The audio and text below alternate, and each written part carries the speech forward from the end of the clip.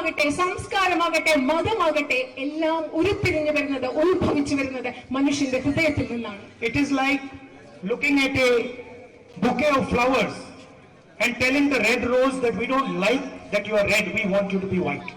ഇത് പൂക്കളെല്ലാം നിറഞ്ഞ ഒരു ബൊക്കയിൽ നോക്കി പറയുകയാണ്, ചുവന്ന പൂവിനോട് നോക്കി പറയുകയാണ്, ഞങ്ങൾ നിങ്ങളെ ചുവന്ന പൂവായി കാണാൻ ആഗ്രഹിക്കുന്നില്ല, നിങ്ങൾ മറ്റു നിറത്തിലേക്ക് മാറണം എന്നൊരു ചുവന്ന പൂവിനോട് നോക്കി പറയുന്നത് പോലെയാണ് അനേകം ഭാഷകളുടെ കൂട്ടത്തിൽ ഒരു ഭാഷ മറ്റു ഭാഷയേക്കാൾ ചെറുതാണ്, മോശമാണെന്ന് പറയുന്നത്. It is like saying to a bouquet of flowers that we want every flower to be white. We don't want red flowers, we don't want purple flowers, we don't want yellow flowers, we just want white flowers. ഒരു bouquet നോക്കി പറയുകയാണ്, എല്ലാ പുഷ്പങ്ങളോടും പറയുകയാണ്, നിങ്ങൾ എല്ലാം വെള്ള കളറിലാകണം, ഞങ്ങൾക്ക് ചുവന്ന നിറം വേണ്ട, പച്ച നിറം വേണ്ട, എല്ലാ കളറുകളും വെള്ള കളറിലാകണം എന്ന ഒരു ബൊക്കെ നോക്കി പറയുന്നത് പോലെയാണ് എല്ലാ ഭാഷകളും മാറ്റി ഒരേ ഭാഷ മാത്രം മതി എന്ന് പറയുന്നത്. And India is like a bouquet of flowers. India എന്ന് പറയുന്നത് വിവിധ നിറങ്ങളിലുള്ള വിവിധ പുഷ്പങ്ങൾ ചേർന്ന ഒരു ബൊക്കെ പോലെയാണ്. And every flower has to be respected because every flower promotes the beauty of the bouquet. അതിലെ ഇന്ത്യ എന്ന് പറയുന്ന വിവിധ വർണ്ണങ്ങളിലുള്ള പൂക്കൾ ചേർന്ന ഈ ബൊക്കയിലെ ഓരോ പൂവും ബഹുമാനിക്കപ്പെടണം. കാരണം ഇതിലെ വിവിധ നിറത്തിലുള്ള ഓരോ പൂവും ആ ബൊക്കയുടെ സൗന്ദര്യം കൂട്ടുന്നത് പോലെ ഈ രാജ്യത്തിന്റെ സൗന്ദര്യവും കൂട്ടുന്നു. And this idea that India should have only one leader is an insult to every single young Indian person. ഈ രാജ്യത്ത് ഒരേ ഒരു നേതാവ് മതി എന്ന ആശയം ഭാരതത്തിലെ ഓരോ വ്യക്തിയോടുമുള്ള അപമാനമാണെന്ന് പറയാൻ ഞാൻ ആഗ്രഹിക്കുന്നു.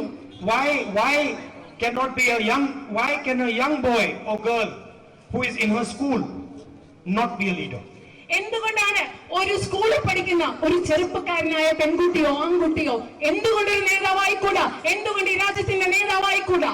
Why can one of our brothers who is driving the auto rickshaw not be a leader? നമ്മുടെ ഓട്ടോറിക്ഷ ഓടിക്കുന്ന നമ്മുടെ ഒരു സഹോദരന് എന്തുകൊണ്ട് ഒരു നേതാവായിക്കൂടാ? Why can one of our police people not be a leader? What does it mean? One leader. Why one leader? There should be millions of leaders in India. എന്തുകൊണ്ടാണ് നമ്മുടെ പോലീസിലുള്ള നമ്മുടെ ഒരു സഹോദരന് നേതാവായി കൂടാൻ പറ്റാത്തത്? എന്തുകൊണ്ടാണ് ഈ ഒരേ ഒരു നേട് ഇവിടെ ലക്ഷക്കണക്കിന് നേതാക്കൾ ഈ രാജ്യത്തുണ്ടാകണം? എന്തുകൊണ്ടാണ് ഇവർ ഒറ്റ ഒരു നേതാവിനെ കുറിച്ച് മാത്രം സംസാരിക്കുന്നത്? And that is the main difference between us and them. We want to listen to what is in the heart of our people.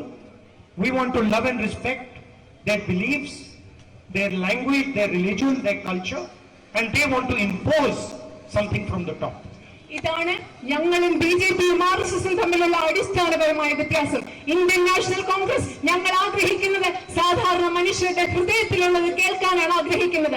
സാധാരണ മനുഷ്യരുടെ ഹൃദയത്തിലുള്ളതിനെ കേൾക്കാനും അവരുടെ വിശ്വാസങ്ങളെയും അവകാശങ്ങളെയും ബഹുമാനിക്കാനാണ് ഇന്ത്യൻ നാഷണൽ കോൺഗ്രസ് ആഗ്രഹിക്കുന്നത്. അതേസമയം ബിജെപി ചെയ്യുന്നത് മുകളിൽ നിന്ന് അവർ വിശ്വസിക്കുന്ന ആശയധാര ഈ രാജ്യത്തെ മനുഷ്യരിലേക്ക് അടിച്ചേൽപ്പിക്കാനാണ്. ഇതാണ് ഞങ്ങളും അവരും തമ്മിലുള്ള അടിസ്ഥാനപരമായ വ്യത്യാസം. We did not get freedom from the British to be colonized by the ideology of the RSS. നമുക്ക് ഇന്ത്യക്കാർക്ക് ബ്രിട്ടീഷുകാരുടെ കീഴിൽ നിന്ന് സ്വാതന്ത്ര്യം ലഭിച്ചത് ആർഎസ്എസിന്റെ ആ പ്രത്യയശാസ്ത്രത്തിന്റെ കീഴിൽ കോളനിവൽക്കരിക്കപ്പെടുന്നതിന് വേണ്ടിയല്ല എന്ന് പറയാൻ ഞാൻ ആഗ്രഹിക്കുന്നു. We want India to be ruled by all her people. ഇന്ത്യയിലെ എല്ലാ മനുഷ്യരും ചേർന്ന്, ഇന്ത്യയിലെ ജനങ്ങൾ ചേർന്ന് ഇന്ത്യയെ ഭരിക്കണമെന്നാണ് ഞങ്ങൾ ആഗ്രഹിക്കുന്നത്. I'd like to also speak a little bit about the local issues here. ഞാൻ ഇവിടുത്തെ വയനാട്ടിലെ പ്രാദേശിക പ്രശ്നങ്ങളെ കുറിച്ചും നിങ്ങളോട് കുറിച്ച് സംസാരിക്കാൻ ആഗ്രഹിക്കുന്നു. The issue of man-animal conflict that is causing huge problem to the people of Wayanad. വയനാട്ടിലെ ഒരു വലിയ പ്രശ്നമാണ് മൃഗങ്ങളും മനുഷ്യരും തമ്മിലുള്ള സംഘർഷം. ഇതിവിടെ നിങ്ങൾക്ക് വലിയ പ്രശ്നങ്ങൾ ഉണ്ടാക്കുന്നതാണ്. അതിനെക്കുറിച്ച് സംസാരിക്കാൻ ഞാൻ ആഗ്രഹിക്കുന്നു. The night traffic ban that is also causing huge amount of distress. അതുപോലെ തന്നെ രാത്രിയുള്ള യാത്രാ നിരോധനവും നിങ്ങൾക്ക് വലിയ ബുദ്ധിമുട്ടുണ്ടാക്കുന്നു എന്ന് എനിക്കറിയാം. And I have already told you that we are committed to resolving these problems. ഞാൻ നിങ്ങളോട് നേരത്തെ പറഞ്ഞിട്ടുണ്ട്, ഈ പ്രശ്നങ്ങൾ പരിഹരിക്കാൻ ഞാൻ പ്രതിജ്ഞാബദ്ധമാണ് എന്ന് നേരത്തെ പറഞ്ഞതുപോലെ തന്നെ ഇപ്പോഴും നിങ്ങളോട് പറയാൻ ഞാൻ ആഗ്രഹിക്കുന്നു. I have written multiple times on these issues to our chief minister, to the central government. കേന്ദ്ര ഗവൺമെന്റിലും ഈ സംസ്ഥാന ഗവൺമെന്റിലും ഈ വിഷയങ്ങളെ കുറിച്ച് നിരവധി പ്രാവശ്യം ഞാൻ കത്തുകൾ എഴുതിയിട്ടുണ്ട്. And we will continue to put pressure on them.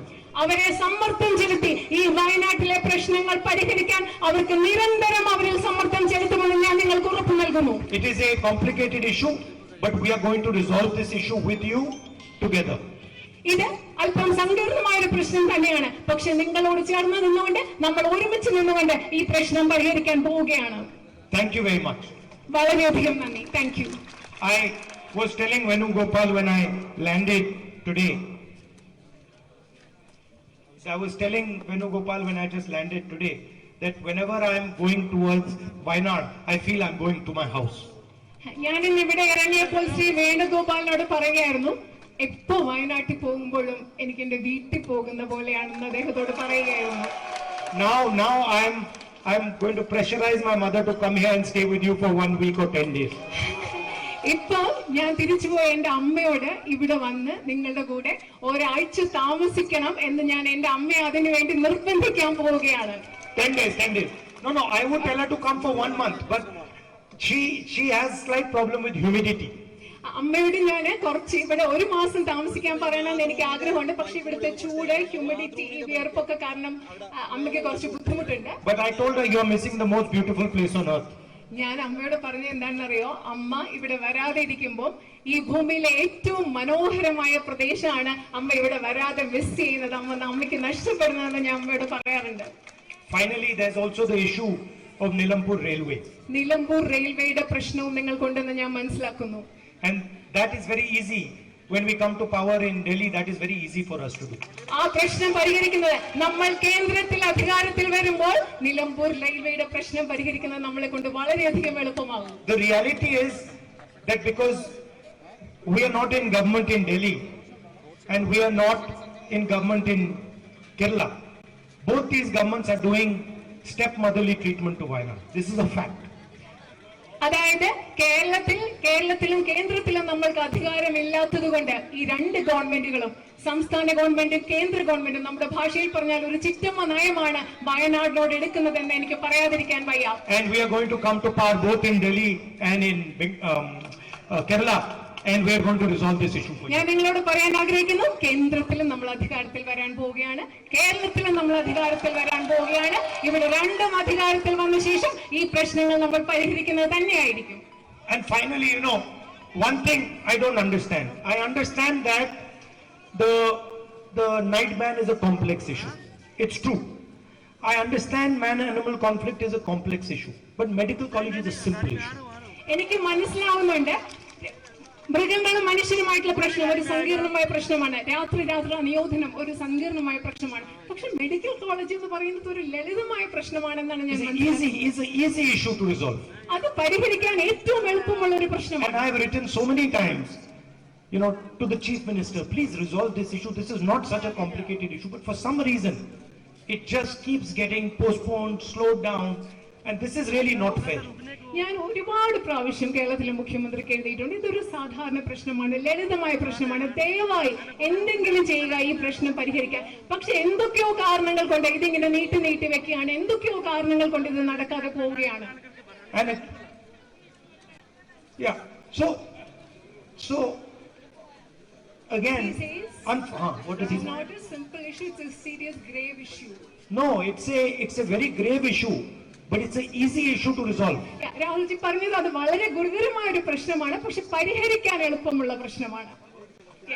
But for some reason it's not happening. പക്ഷെ എന്തോ കാരണങ്ങൾ കൊണ്ട് ഇത് സംഭവിക്കുന്നേ ഇല്ല. And it is also connected, because when somebody gets injured, somebody gets hurt, even due to the man-animal conflict, they have no way to get treatment. അത് ഇനിയും വലിയ പ്രശ്നമാണ്. ഈ രണ്ട് പ്രശ്നങ്ങളും പരസ്പരം ബന്ധിക്കപ്പെട്ടിരിക്കുന്നു. കാരണം ആർക്കെങ്കിലും ഒരു മുറിവേൽക്കുമ്പോഴോ അല്ലെങ്കിൽ വന്യമൃഗം ആക്രമണം നേരിടുമ്പോഴോ ചികിത്സിക്കാനുള്ള സൗകര്യം ഇല്ലാതാവുന്നു, മെഡിക്കൽ കോളേജ് ഇല്ലാതാവുമ്പോൾ അതെനിക്ക് മനസ്സിലാവുന്നുണ്ട്. And frankly, for the Kerala government, it is a 2-minute job. ശരിക്കും പറഞ്ഞാൽ, സത്യം പറഞ്ഞാൽ, കേരളത്തിലെ ഗവൺമെന്റിന് ഇതൊരു 2 മിനിറ്റിൽ പരിഹരിക്കാവുന്ന ഒരു ഇഷ്യൂ ആണ് വയനാട്ടിലെ മെഡിക്കൽ കോളേജ് പ്രശ്നം എന്നുള്ളത്. Thank you. നന്ദി. നമ്മുടെ ഈ റോഡ് ഷോ അനുഗമിക്കാൻ വേണ്ടി നമ്മുടെ പ്രിയപ്പെട്ട ദേശീയ സംഘടനാ ചുമതലയുള്ള ജനറൽ സെക്രട്ടറി KC വേണുഗോപാൽ MPയും